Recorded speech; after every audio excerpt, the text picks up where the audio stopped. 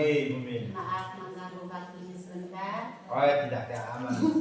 Saya ingin mewawancari Bapak terkait kasus dilema etika yang dialami di sekolah Bapak. Mungkin bisa mulai? Ya, siap Ibu. Baik. Nah, Bapak selama ini bagaimana kira-kira kasus atau identifikasi kasus yang merupakan dilema etika atau bujukan moral? Baik, selama proses belajar mengajar, terutama dalam tentang 1 tahun ajaran, biasanya kita menemukan banyak kasus-kasus yang tercatat baik oleh kesiswaan, oleh kelas maupun oleh guru-guru mata pelajaran di sekolah. Dan dari sekian kasus itu boleh kita beri secara umum ada kasus-kasus yang berhubungan langsung dengan peserta didik itu sendiri, artinya siswa-siswi, ada yang juga berhubungan dengan para guru dan pegawai. Nanti kita bisa lihat seperti apa kasus-kasus yang bersentuhan langsung dengan peserta didik, kasus-kasus yang berhubungan dengan para guru dan pegawai itu sendiri. Biasanya kita memiliki data-data baik yang terkumpul melalui laporan atau juga buku-buku kasus atau buku catatan kejadian yang ada di sekolah maupun yang langsung disupervisi oleh kepala sekolah terkait misalnya para guru atau peserta didik itu sendiri. Baik, terima kasih Bapak. Kira-kira dari identifikasi tadi, bagaimana Bapak bisa menjalankan keputusan di sekolah, terutama untuk kasus-kasus yang memiliki dua kepentingan yang sama-sama benar atau sama-sama mengandung nilai kebajikan? Baik, ini lebih pada kasus-kasus yang memang membutuhkan pertimbangan yang cukup matang, kemudian melalui mekanisme dan juga proses mendengar pendapat dan saran dari seluruh yang terlibat dalam pendidikan. Contohnya di SMA Negeri Kota Gombak, saya sebagai kepala sekolah tidak bisa memutuskan sendiri. Saya mendengar informasi dan juga saran dari atau pendapat dari para guru dan pegawai, dari guru BK, dari kesiswaan atau pembina OSIS. Intinya yang setiap hari berhubungan langsung dengan peserta didik itu sendiri.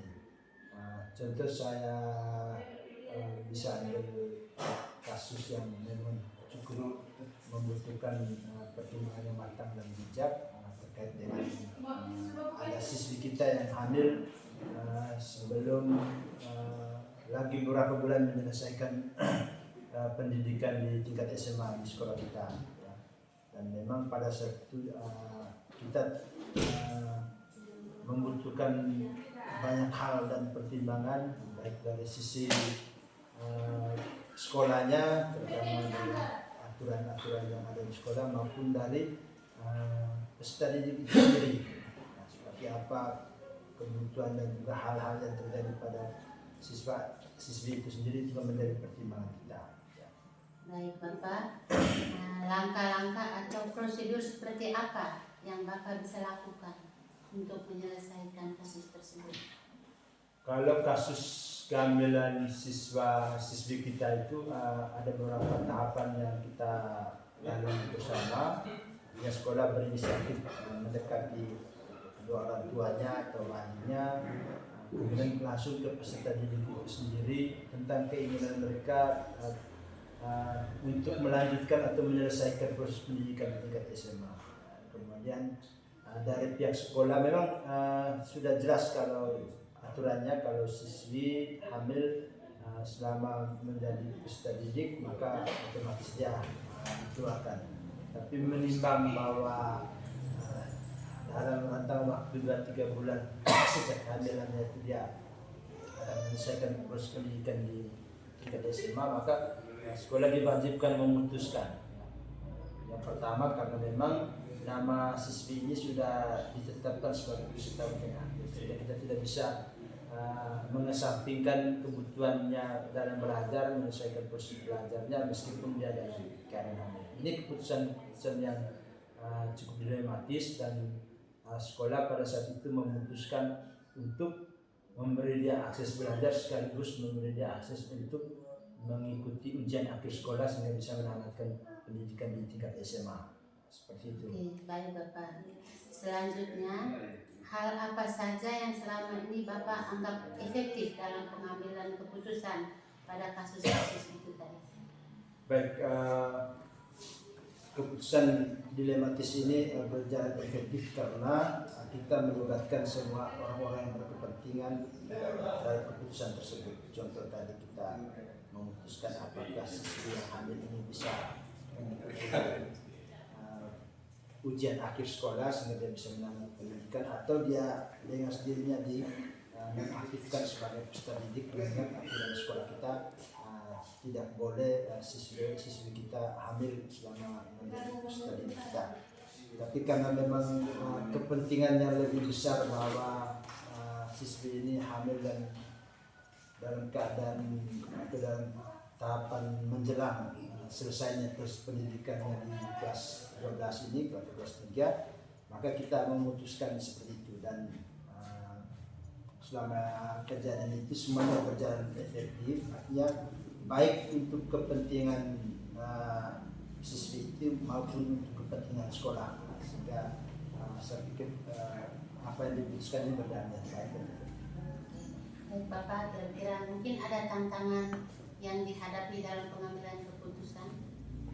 Baik, tantangan yang paling besar itu terutama keputusan-keputusan ini harus berseberangan dengan aturan dan tata tertib yang ditetapkan oleh sekolah. Itu tantangan pertama. Kita sepertinya memberi kelonggaran atau melanggar aturan yang sudah ditetapkan bersama.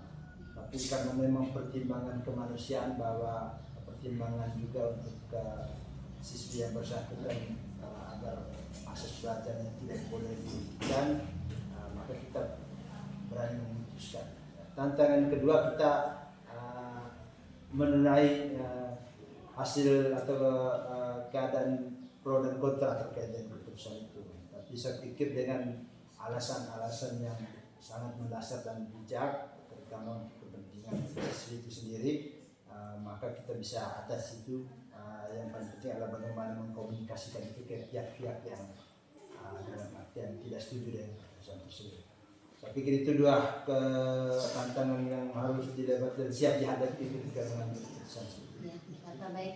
Apakah Bapak punya jadwal yang sudah ditetapkan atau langsung mengambil keputusan ketika menghadapi persoalan seperti itu, Pak? Baik, terkait jadwal biasanya kita juga menyesuaikan dengan laporan dan juga data-data sekolah kita, terutama dari kesiswaan, dari para guru mata pelajaran, ataupun dari guru bimbingan konseling. Kalau kejadian-kejadian itu sifatnya mendesak dan harus segera diputuskan saat itu juga, maka kita memutuskan seperti itu. Tapi prosesnya tetap melalui mekanisme musyawarah atau sidang bersama dengan para guru dan pegawai, sambil tidak menutup kemungkinan kita mendekati pihak-pihak tertentu, tua atau murid itu sendiri yang bersedia langsung dengan keputusan kita. Seperti itu. Baik Bapak, kira-kira mungkin ada orang yang membantu Bapak dalam mengambil keputusan atau faktor-faktor lain? Baik, dalam proses pengambilan keputusan ini yang jelas kita, terutama saya sebagai kepala sekolah, didukung dan dibantu oleh para guru dan pegawai. Kemudian kita juga mendapat dukungan dan bantuan dari orang tua murid, terutama dari murid kita yang menjadi objek, ya, menjadi dasar kita memutuskan hal-hal tersebut.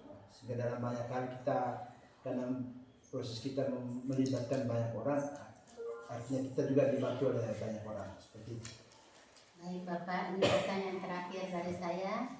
Dari semua hal yang telah disampaikan, pembelajaran yang dapat Bapak petik dari pengalaman Bapak mengambil keputusan dilema di kasus seperti apa? Baik, ketika mengambil keputusan dilema etika ini, pembelajaran pertama kita berbasis data, laporan fakta yang terjadi sesungguhnya. Kemudian pembelajaran kedua, kita tidak boleh mengambil keputusan itu sendiri, tapi melibatkan banyak orang. Misalnya kalau hubungan pendidik itu kita melibatkan orang tua, para guru, pegawai, dan semua orang yang berperan aktif dalam lingkungan pendidikan kita. Kemudian nilai yang ketiga, kita harus siap mengambil risiko terhadap apapun keputusan kita ambil, terutama yang berhubungan dengan dilema etika dan moral ini. Seperti itu Ibu Min. Baik Bapak, terima kasih. Jadi saya senang sudah berkolaborasi dengan Bapak, sudah membagi terkait dilema etika, bagaimana cara mengambil keputusan. Mudah-mudahan nanti saya bisa menemukan jalan keluar ketika saya menjadi seorang pemimpin untuk menangani kasus Bapak. Terima kasih atas waktunya. Sama-sama Ibu Min. Selamat siang. Selamat siang. Sukses selalu.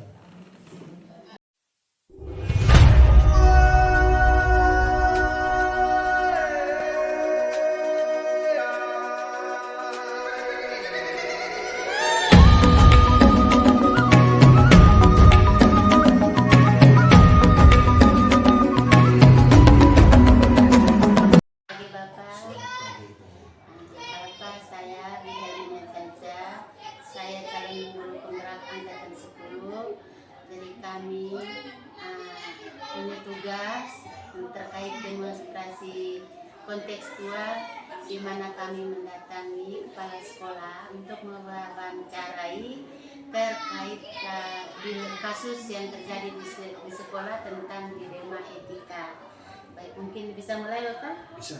Oke Bapak, pertanyaan pertama nih, bagaimana Bapak dapat mengidentifikasi kasus-kasus yang merupakan dilema etika? Terima kasih Bu. Saya dapat mengidentifikasi kasus-kasus yang dilema etika itu. Biasa itu bersama dengan teman-teman guru bisa mengidentifikasi permasalahan atau kasus-kasus yang terjadi di setiap kelas mereka masing-masing. Seperti apa itu Bapak? Seperti bullying umpamanya. Oh iya. Ada juga kenakalan yang merusak kursi meja. Banyak macam-macam kasusnya. Itu yang sering terjadi di kelas. Oke. Baik Bapak, bagaimana Bapak menjalankan pengambilan keputusan di sekolah, terutama untuk kasus-kasus yang ada dua kepentingan yang sama-sama benar yang mengandung nilai kebajikan. Caranya bagaimana Bapak mengambil keputusan? Caranya untuk mengambil keputusan yang nilainya sama-sama benar. Saya tidak sendirian, saya bersama teman-teman guru, terutama guru piket yang itu, saya coba ambil rapat bagaimana untuk mengambil keputusan ini. Saya tidak sendirian, saya bersama dengan teman-teman guru. Oke, baik Bapak. Terus prosedur seperti apa yang bisa Bapak lakukan selama ini terkait kasus yang dialami oleh sekolah atau siswa? Kasus itu yang dialami oleh siswa yang terjadi di lembaga itu, kasus pertama prosedurnya memanggil siswa itu menegur, memberi pembinaan oleh guru piket. Kalau guru piket sudah tidak bisa, mereka biasanya ke kepala sekolah. Nanti kepala sekolah juga kembali ke teman-teman guru. Baik Bapak, terima kasih. Yang berikut, hal-hal apa saja yang selama ini Bapak anggap efektif dalam pengambilan keputusan? Yang efektif. Itu cepat menanggapi kasus itu, tidak bertele-tele dan cepat menanggapi. Itu tadi kembali saya bersama teman-teman guru, sehingga saya tidak sendirian, saya tidak beban kepada kepala sekolah, supaya cepat selesai kasus itu dan bertele-tele dan terulang lagi. Jadi bersama teman-teman guru. Oke, baik Bapak. Selanjutnya, hal-hal apa saja yang selama ini merupakan tantangan ketika Bapak mengambil keputusan seperti itu? Tantangan itu bisa datang dari siswa itu kuat memahami, walaupun sudah diulang-ulang dijelasin, tetap melakukan kesalahan yang sama. Ada tantangan lain selain juga dari teman-teman guru tidak selalu memberi nasihat atau arahan di setiap kelas masing-masing, 1-2 kali semester. Mungkin dari orang tua? Dari orang tua juga Ya, tantangannya. Kadang-kadang ada orang tua yang begitu anaknya kasus di sekolah, maka sampaikan kepada pihak sekolah. ya mungkin penyelesaiannya agak ribet di rumah. Penyelesaian ada ribet di rumah, maka bawa ke sekolah. Kami bersama orang tua, bersama teman-teman guru bisa menyelesaikan itu. Baik, Bapak dalam pengambilan keputusan Bapak, apakah ada waktu khusus untuk waktu tertentu untuk menyelesaikan atau Bapak langsung ambil tindakan ketika ada persoalan? Saya tidak perlu waktu khusus, tapi begitu ada masalah langsung saya ambil tindakan Ambil tindakan. supaya tidak bertele-tele. Kasus itu harus cepat segera diatasi. Terima kasih Bapak. Terus apakah Bapak selama ini ada seseorang atau guru atau siapa saja yang membantu Bapak dalam mengambil keputusan terkait dilema etika ini? Mengambil keputusan itu saya tidak sendiri. Saya selalu bersama-sama teman-teman guru. Sepakat keputusan seperti ini.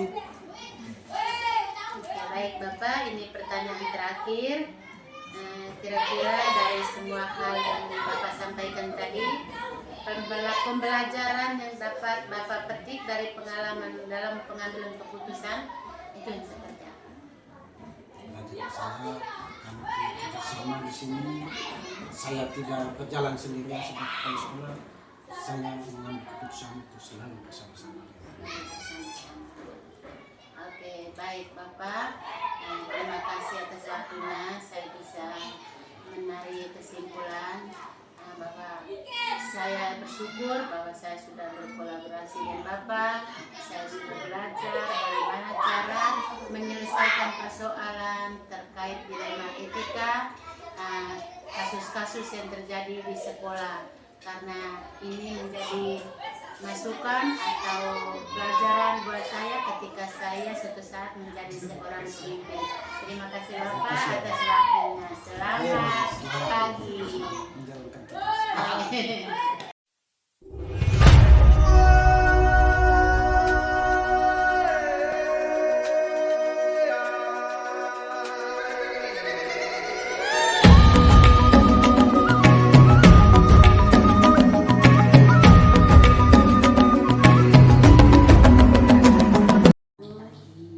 Minta maaf mengganggu waktunya. Dari saya, calon guru penggerak angkatan 10, nama saya Dian Menjaja. Saya ingin mewawancarai Ibu terkait penyelesaian kasus dilema etika seorang pemimpin.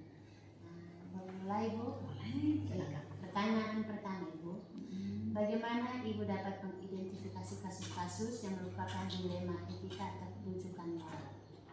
Ya, untuk mengidentifikasikan itu ya kita lihat dari kasus yang ada.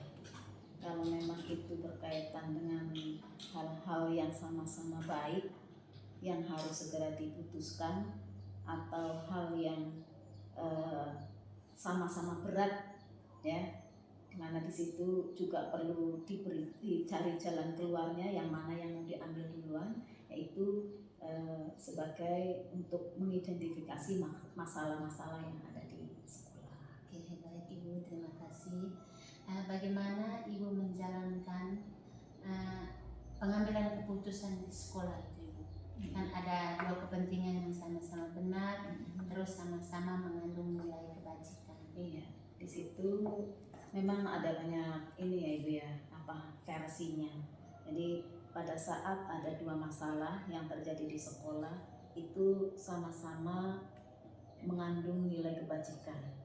Dua-duanya harus diambil yang mana yang kalau kebiasaan saya yang mana yang paling mendesak, itu dulu. Kalau yang paling mendesak kira-kira A, ya maka kita mencoba untuk menyelesaikan persoalan atau kasus yang A.